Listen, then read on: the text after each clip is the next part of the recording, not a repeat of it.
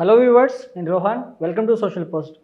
చాలామంది విడాకులు తీసుకునే ముందు కొన్ని తప్పిదాలు చేస్తూ ఉంటారు. వాటి వల్ల ఫ్యూచర్లో చాలా ఇబ్బందులు పడుతూ ఉంటారు. మరి విడాకులు తీసుకునే ముందు ఎలాంటి జాగ్రత్తలు తీసుకోవాలి అనే అంశాన్ని మనం ఈరోజు డీటెయిల్డ్గా తెలుసుకునే ప్రయత్నం చేద్దాం. మనతో పాటు హైకోర్టు అడ్వకేట్ మాలతి గారు ఉన్నారు. ఆవిడతో మాట్లాడదాం. Hello madam. హాయ్ అండి. సో బేసిక్గా విడాకులు తీసుకునే ముందు ఎలాంటి జాగ్రత్తలు తీసుకోవాలి మేడం?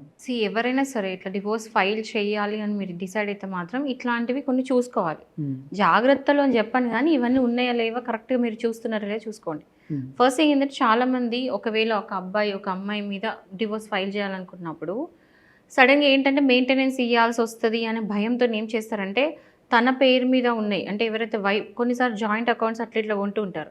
ఆ జాయింట్ అకౌంట్లో ఉన్న ప్రాపర్టీ కానీ డబ్బులే కానీ ఏదైనా సరే వెంటనే ఆమెకి కాకుండా చేయడానికి ప్రయత్నాలు చేస్తుంటారు కరెక్ట్ డివోర్స్ వెయ్యాలనుకునే ముందు. అది కనుక వైఫ్ అడ్వకేట్ కనుక అది రికగ్నైజ్ చేస్తే మాత్రం మీకు ఉన్న గ్రీడినెస్ అంటే మీకు మీ సైడ్ ఏదో బ్యాడ్ సైడ్ చూపించడానికి ట్రై చేస్తారు. అంటే కోర్టుకి వెళ్ళి ఏంటంటే ఇతను ఫెయిర్గా లేడు, ఇతను ఇక్కడ నిన్ను మోసాలు చేస్తున్నాడు, డివోర్స్ ఫైల్ చేద్దాం అనుకున్న జస్ట్ ముందే ఈ జాయింట్ అకౌంట్ తీసేసిండు అన్ని తీసేసిండు అని కోర్టు కనుక ప్రూవ్ చేస్తే ఇప్పుడు విలన్ ఎవరైతారు? అబ్బాయి అవుతారు. సో అట్లా కరెక్ట్ డివోర్స్ ఫైల్ చేసేకుండా ముందు ఈ అకౌంట్స్ మార్చేయడం తీసేయడం లాంటివి చేస్తే మాత్రం కేసు ఖచ్చితంగా ఎఫెక్ట్ అవుతుంది. ఒకవేళ అవతల అడ్వకేట్ అంత క్లెవర్గా కనుక మీకు అగేన్స్ట్ చూపించగలిగితే. సెకండ్ ఏంటంటే కొన్నిసార్లు చాలా మంది అబ్బాయిలు ఏం చేస్తారు తెలుసా, పెళ్లి కాగానే ఎమోషనల్ అయిపోతారు. వైఫ్ అనగానే ప్రేమతోనో దేనితోనో సడన్గా ఏం చేసేస్తారంటే ప్రాపర్టీస్ అంతా వైఫ్ పేర్ల మీద కొంటూ ఉంటారు. ఓకే, ఇప్పుడు నేనేమంటున్నా కొనడం తప్పు కాదు, కానీ మీ వైఫ్ ఏంటో మీకు క్లియర్గా అర్థమైన తర్వాత కొనండి. ఇప్పుడు కొంతమంది మోసాలు చేస్తున్నారు. మనం కూడా చూసాం, ఒక అమ్మాయి 18 పెళ్ళిళ్ళు చేసుకుంది. ఇంకా చాలా మంది ఏంటంటే ఒక అమ్మాయి 6 times డివోర్స్ తీసుకొని 6 times మెయింటెనెన్స్ వేసుకొని ఒక బిజినెస్ లా చేసింది. అందరు అట్లా ఉంటారా నేను అనను, కానీ ఉన్నారు కదా, ఎగ్జాంపుల్స్ కనబడుతున్నాయి. సేఫ్ ఉండడంలో తప్పు లేదు కదా. ఆ అమ్మాయి ఏంటో అర్థం కానప్పుడు ఆ అమ్మాయి పేరు మీద ప్రాపర్టీ పెట్టడం, మీరు డబ్బులు కట్టుకుంటాం, మీరు ఈ అమ్మాయి కడుతూ మీరు పెట్టడం కరెక్ట్ ఐడియానా?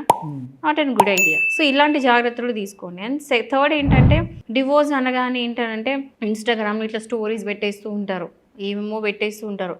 అది డిఫమేషన్ అయ్యే ఛాన్సెస్. సో ఆ స్టోరీస్ పోస్టులు అమ్మాయిలు కూడా సరే అబ్బాయి మీద ఇట్లా తిడుతూనో లేకపోతే ఏమేమో పెడుతూ ఉంటారు, ఫొటోస్ పెట్టి.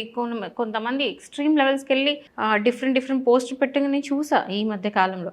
సో దానివల్ల ఏంటంటే ఆ అబ్బాయి ఆర్ అమ్మాయి రెప్యుటేషన్ ఖరాబ్ అవుతుంది బయట సొసైటీలో. అప్పుడు మీకు ఆ కేసు ఎఫెక్ట్ అయ్యే ఛాన్సెస్ ఉంది. ఎందుకంటే మళ్ళీ మీ బ్యాడ్ ఇంటెన్షన్ అనేది మళ్ళీ అవతల అడ్వకేట్ కోర్టుకి చూపిస్తుంది. అప్పుడు మీ కేసు ఎఫెక్ట్ అయ్యే ఛాన్సెస్ ఉన్నాయి కదా. సో అలాంటి అవి కూడా చేయొద్దు. ఇంకొంతమంది ఏం చేస్తారంటే ఇంకా సరే కొంతమంది అబ్బాయిలు కానీ అమ్మాయిలు కానీ ఇదంతా క్లోజ్ చేసేసుకుందాము ఎందుకు కూడా అని చెప్పేసి ఎమోషనల్గా అయిపోయి వాట్సాప్లో తప్పంతా నాదే, నేను తప్పు చేసినాను, క్షమించు, ప్లీజ్ కలిసి ఉందాము ఇలాంటివి రాస్తుంటారు.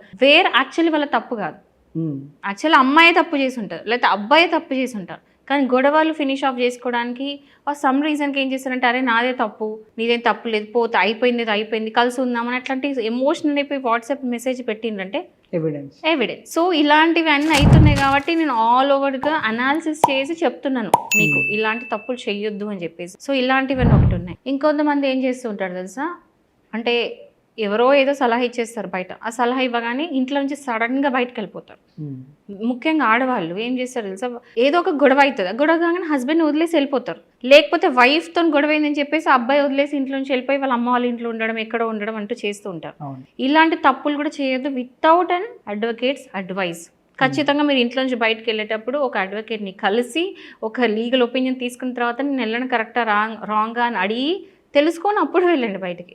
ఎందుకంటే అది మళ్ళీ అదొక గ్రౌండ్ అవుతుంది. ఇల్లు వదిలేసి వెళ్ళిపోవడం కూడా డివోర్స్కి ఒక గ్రౌండ్ అవుతుంది.